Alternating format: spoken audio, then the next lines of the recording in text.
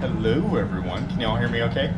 Nice. Okay, welcome to Chihuly Gardening Glass. We're going to show you how to make a lovely little vessel, kind of like this one made the other day.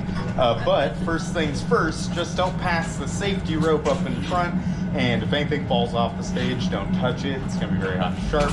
Doesn't really happen here though, I'm not worried about it, but if it does, then I'll take care of it. Sweet. On to the team, this is Flame. He's gonna be our gaffer today. His name's Mikey, but yeah, it's Flame. He's gonna be our gaffer. That's the lead glass blower designer of the piece. My name's Ash. I'll be narrating and assisting. That is my name. Okay, so he's getting started here. He has a little bit of molten clear glass at the end of that blowpipe.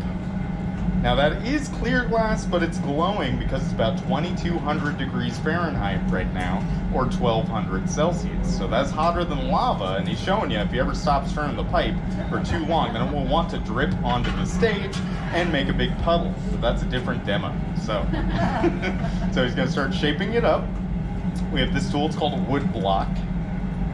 Now that's just shaping up the glass into a nice Q-tip shape and cooling it down, putting a nice cold skin on the surface. So he's getting more control over that glass. So whenever we touch a tool to the glass, it cools it down faster than the air, but the air itself even just cools it down as long as we're not heating it up.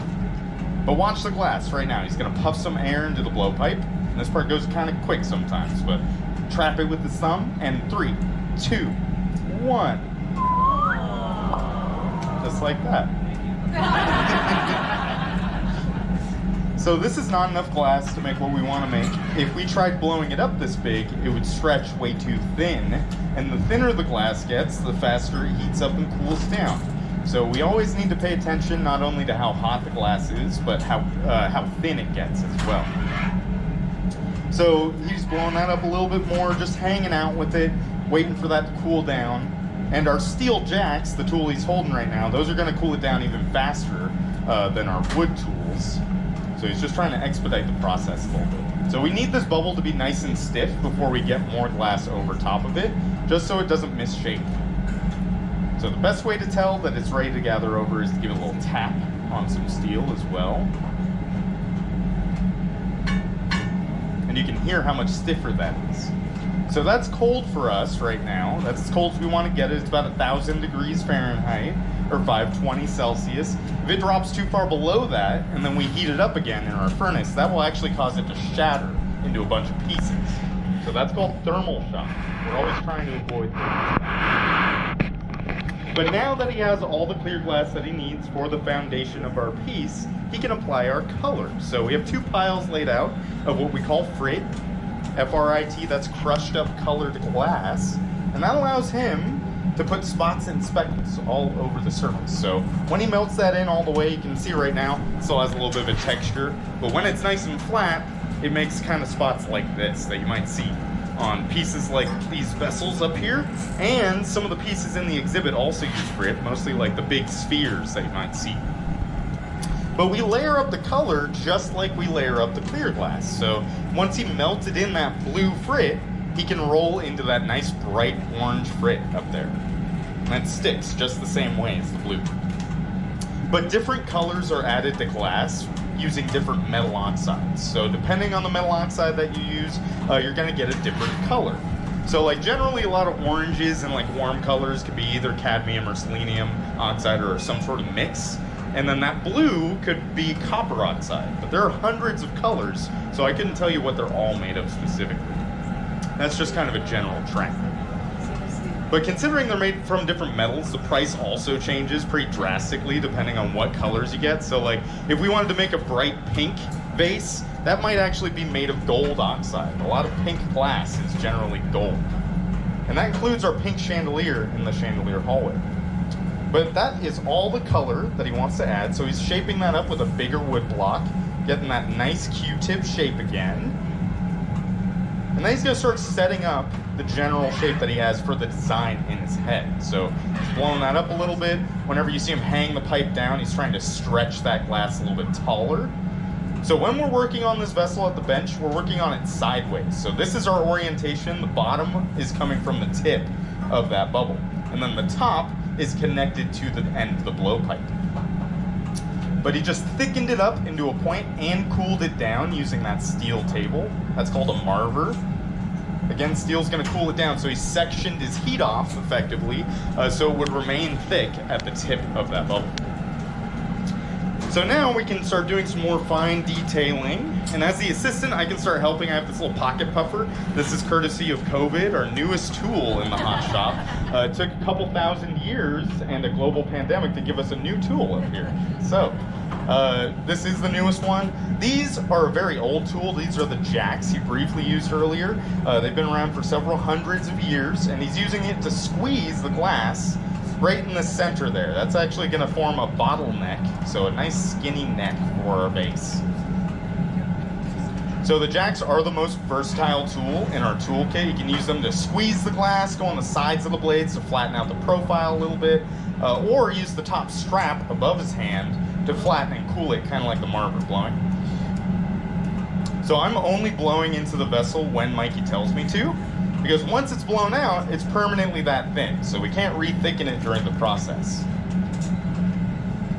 And then he also cut in a second line right at the top there. That's called the jack line or the neck line, and that's going to act as a perforation later, so we can break it right there without breaking the piece itself.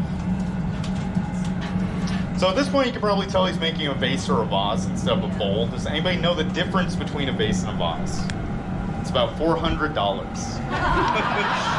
Exactly. Yeah, we like to say that we make vases for vase prices up here.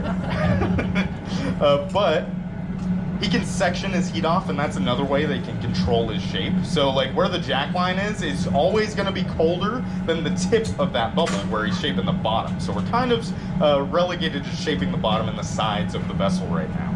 And then we're going to leave the top for later. So now he's especially sectioning his heat way more towards the tip of the bubble. When he comes back out, you might see that it has a faint glow, more so towards the tip. And you're always getting that gradient of heat, no matter how deep you heat it, just because the tip of that bubble is the first thing in there and the last thing to come out. So when he sectioned that heat and spun the whole vessel all the way around, end over end, that just stretched it out and made it kind of like a coned tip instead of a sphere. And this funky looking tool, this is a shaping pad that's called the Seattle Times newspaper. That allows him to shape it a lot more like clay as opposed to the jacks, which are more for those sharp angles. So a lot of people don't believe me, but this is in fact a newspaper just soaked in water, still steaming right there. You might be able to see some of that text still. And newspapers, you might be wondering why we use that and not something like a little bit more advanced. And it's because it has a lot of properties and qualities that we really like. So it's pretty cheap, like we can get it for free from our buddies if they don't want their old newspapers. It soaks up water pretty well too, but it's not porous enough that it's going to steam our hand when we use the tool either. So it's a lot of different things. But now flattening out the bottom, capping. That's always the last step when you're shaping the bottom, blowing a little bit. We're just trying to balance that out, make it nice and flat there. And I'm just trapping the air inside the vessel with my palm, and that gives him something to press against. Okay, ready? Nice, let's do it. So the bottom is finished, and that brings us to the hardest part of the whole thing. It's called the punty transfer.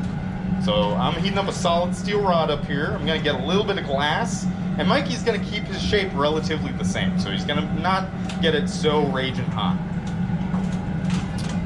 So this is easily the hardest part of the whole thing, because it's very heat dependent. So I gotta shape this up and get it just hot enough that it will stick, but not so hot that it'll fuse. So like, if either end is too hot, you won't notice until later, but it will break a hole in the bottom and turn it into a planter. And if it's too cold on either side, you'll notice right away when he goes to break it off, because it will fall on the ground, and that generally ends the demo pretty quick. So I pointed this up a little bit. Shape it up one more time, and then he's going to try and stick it as on center as he can, just like clay on a pottery wheel. If it's off center, it's not going to open up very symmetrical. And if this next part goes well, feel free to give it up for Mikey, because this takes a lot of practice. And the way we practice in glass is by breaking it until we don't. Here we go. Just gonna crack it right there. Hold your breath. Hey, there we go. Nice. That works every single time. Never gone wrong. I'm just kidding, of course. When you first start glass blowing, you're very likely gonna break it there for a while, because it is so heat dependent. Even if like it seems like you got away with it, you're probably gonna shatter it a couple times before you really get it down. But that was his last chance to center it up, so the back end was still hot enough that he could adjust it with those tweezers, but it looks like he got a pretty good shot. So now he's gonna take the longest heat, try to get it back up to working temperature. So he's around 1,000 degrees right now, needs it over 2,000 for the next step. But we flipped it. Green lip wrap. Okay, sweet. So a lip wrap, he just requested actually, is this thin band of color around the top. You might have seen it on some vessels in the exhibit, like the Makia bowls or some of the baskets in the Northwest room, right behind you, Mikey. And we'll show you exactly how we do that. But he's just trying to heat up the lip, because you might have noticed that when we break it off cold, it gets very sharp and uneven up there.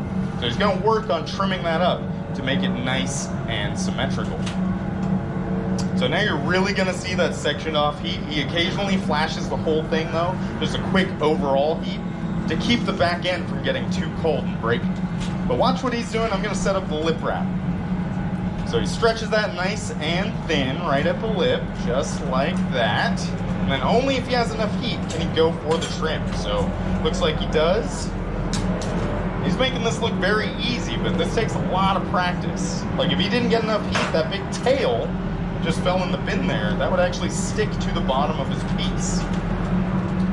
So now that it's nice and flat at the top, he's gonna prepare the lip for the lip wrap, and I'm gonna prepare the wrap for the lip. So this is a nice bright green, like kind of a slime Nickelodeon green. And I'm coning it up before getting it as hot as I can, because hot glass sticks to hot glass.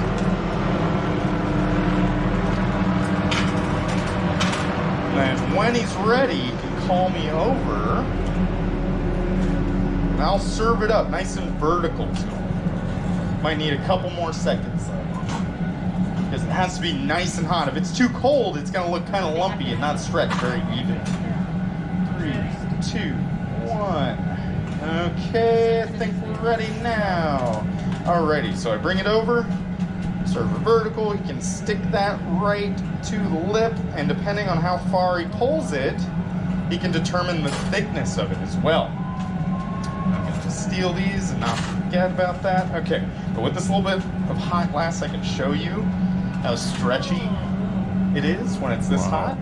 And I could probably make it all the way down to the other end of the courtyard if I was really quick, but it's so thin, it releases that heat, and I can already touch that, even though it's a couple 1,000 degrees.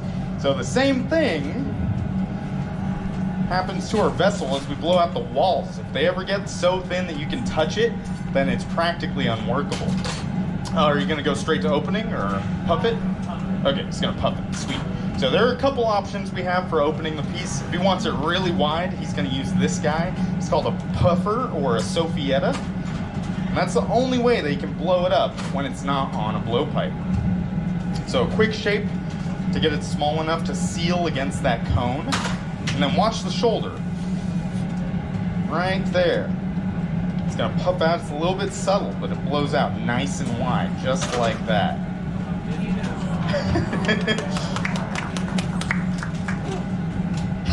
Mikey says he just got really dizzy from that, apparently. Yeah. Okay, but that really helps him open it a lot wider, much faster than just the jacks will. So it's a lot less steel than these big jack blades, and it's gonna open it really quick, as opposed to the several heats it might take with the jacks alone. But he does eventually have to use these, so I just gave him a nice heat, and that will extend his working time by not cooling the glass down so fast. And if you see a fire, that's just this beeswax that I'm applying to the blades to act as a lubricant. So he goes on the inside, opens that up just like that. Wow. Nice and wide, he got that beautiful heat. And adjusting the angle of his wrist can allow him to get that nice curve right there. And now I can go on there as well. Keep the lip nice and even. Okay, there's our thing. And there we have